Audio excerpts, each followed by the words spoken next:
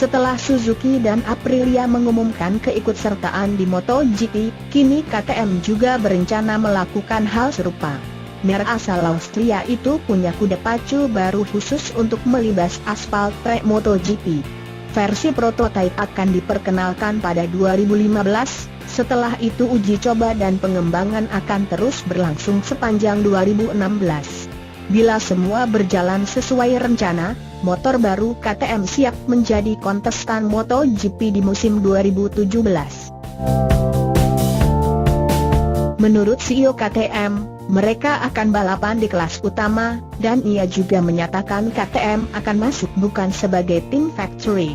Ia juga mengungkapkan, motor baru ini adalah penerus Superbike 1148cc, RC8.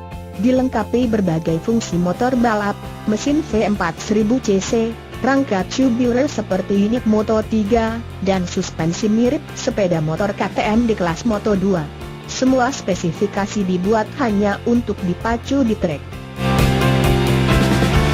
Fokus produksi tertuju untuk tim MotoGP, namun ternyata motor baru ini juga tersedia buat konsumen kompeten.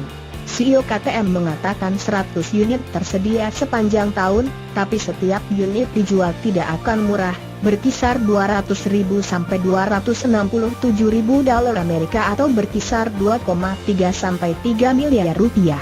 Beberapa detail spesifikasi diindikasikan berbeda dengan versi MotoGP.